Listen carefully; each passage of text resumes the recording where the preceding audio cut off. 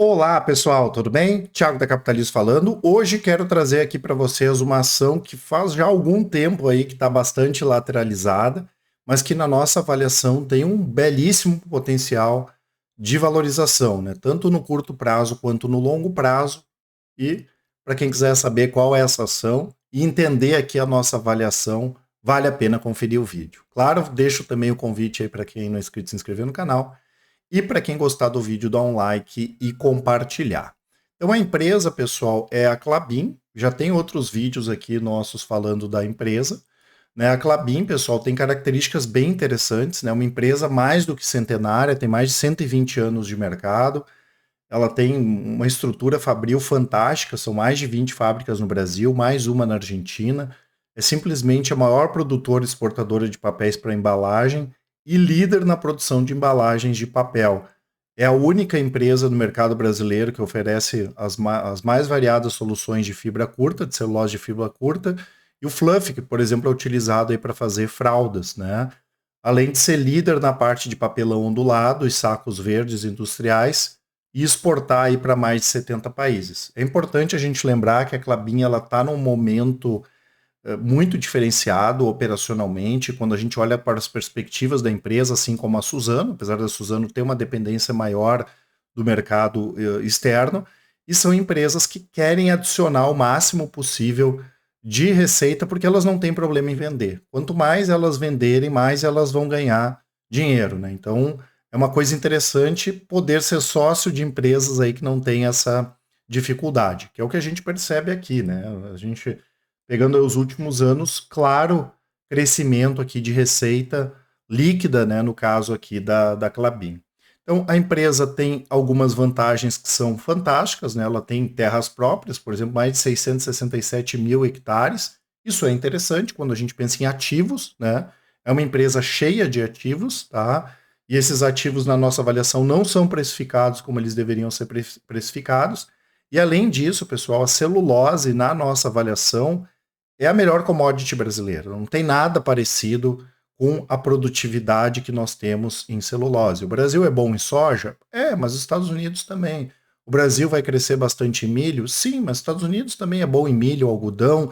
Nós temos várias outras empresas que têm commodities muito legais, né? O ferro cromo, minério de ferro. Porém, quando nós vamos olhar a diferença que o Brasil tem em relação ao resto do mundo é uma coisa absurda.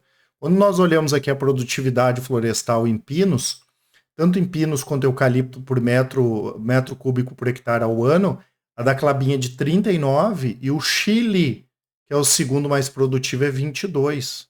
No eucalipto, então, pelo amor de Deus, é 54 da Klabin, 25 é a metade, né? Menos da metade. E quando a gente olha países europeus, então, isso aqui é um absurdo, né? E por que que isso é interessante? Porque às vezes, quando os preços da celulose caem, porque é uma commodity, isso aqui nós vamos ter ciclicidade, o preço da celulose cai e algumas empresas têm que parar de produzir, porque senão elas vão ter que pagar para produzir. E isso nunca chega na Klabin, nunca chega na Suzano e em outras empresas, né? Porque quando o preço começa a cair, né, a produção começa a cair também, e aí tem toda aquela retomada, né, de preço e tudo mais, e as empresas brasileiras sempre estão na vanguarda aí nesse sentido. Não dá nem para comparar aqui, né, com Suécia, 4, de 4 para 39, de 6 para 54, por favor. Então essa é uma vantagem competitiva muito grande e que é essencial para empresas de commodities, e claro que também tem outros produtos aqui com um valor agregado maior. Outra coisa interessante é quando nós olhamos a destinação das vendas aqui no mercado interno, mostrando que são mercados bastante resilientes, né? A market share aqui de Kraftliner é 60%, papel cartão 40%, sacos industriais 50% e caixa de papelão 22%.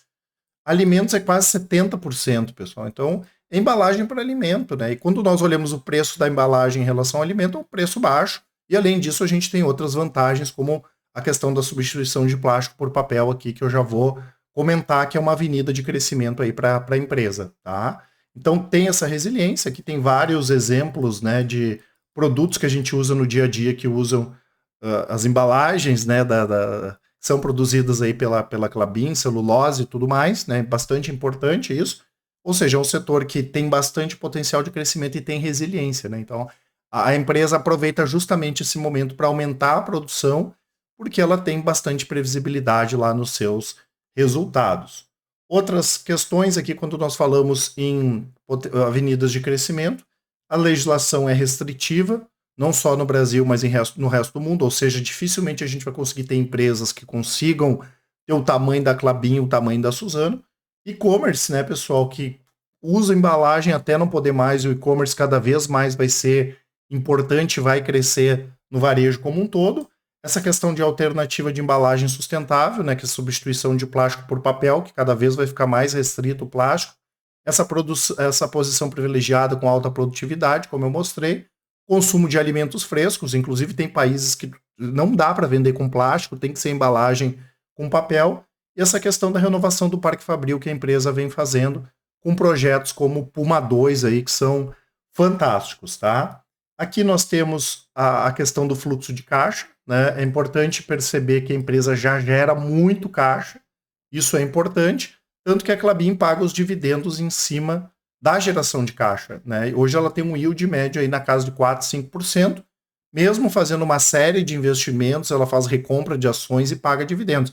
Ou seja, a partir do momento que a empresa diminuir ainda mais essa necessidade de investimento e a alavancagem cair, porque ela está gerando muito caixa, então isso vai acontecer, a empresa vai ser uma vaca leiteira aí de pagamento de dividendos e hoje já é uma boa pagadora de dividendos, tá?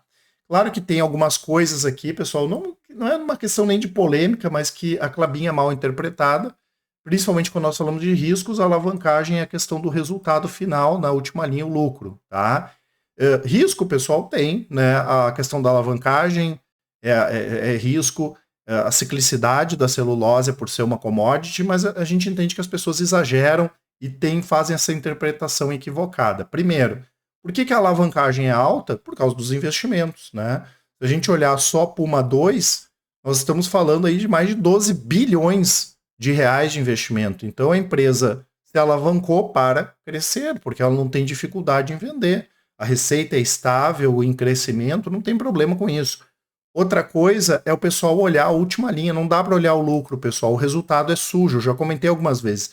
Tem hedge, tem alavancagem, né? Então tem muita coisa que é não operacional, que não tem efeito caixa, né? Que justamente tem só um efeito contábil. E outra coisa que muita gente erra é querer comparar a empresa, mas ela no longo prazo ela cresceu pouco. O mercado mudou, pessoal, lá de 2008 nós tivemos a quebradeira, a Aracruz, depois a consolidação do mercado. Hoje o mundo é outro, o mercado é outra, a empresa é outra. Isso acontece. Então não faz sentido olhar o resultado da empresa como era há 15 anos, porque não se tinha essa perspectiva tão positiva quanto é hoje. Agora, quando a gente olha para frente, que é o que importa, a perspectiva é bastante positiva, sim. Claro que tem que cuidar essa questão da alavancagem, mas não é uma coisa preocupante, tá? Então, no longo prazo, belas perspectivas. Eu vou deixar para quem não baixou o relatório aqui falando de Petrobras, vai estar na descrição aqui nos comentários. E falando da Klabin no curto prazo, né, pessoal, temos o gráfico aqui semanal da Klabin, para a gente ter uma ideia, né, a ação está bastante lateralizada, o preço de hoje é o mesmo lá de 2021. Isso acontece com qualquer empresa, né, com qualquer ação, vai acontecer isso aqui, mesmo com a empresa melhorando. Se a empresa melhorou e o preço da ação não subiu, ela está mais barata. Então, graficamente, ela está numa tendência de alta aqui, que foi iniciada em março do ano passado, e rompendo os R$ 23 aqui, pode ir embora, né? Que é a máxima histórica. Ou seja, se isso aqui acontecer, que na nossa avaliação pode, né? Até porque tudo está favorável, alta de dólar e tudo mais, né? A questão da alta da celulose, a melhora operacional da empresa, entrando, esses grandes investimentos entrando em operação, o resultado pode impulsionar o preço da ação na nossa avaliação, e a ação pode disparar aí, mais ou menos o que aconteceu com a VEG recentemente, que ficou bastante tempo lateralizada. Então temos sim uma expectativa positiva de longo prazo e também aí de curto prazo para a Klabin, tá? Lembrando que eu vou deixar o nosso site aqui na descrição, né, pessoal? Tem as assinaturas, tem os nossos resultados lá na performance e o nosso contato, né? Eu lembro que a Capitalizo tem os melhores resultados do mercado, tudo feito de maneira transparente, independente também com o melhor atendimento. Por isso, podem nos chamar no WhatsApp, deixar um áudio, uma mensagem, que com certeza o o pessoal do atendimento vai auxiliar todos. Grande abraço e ótimos investimentos. Até mais.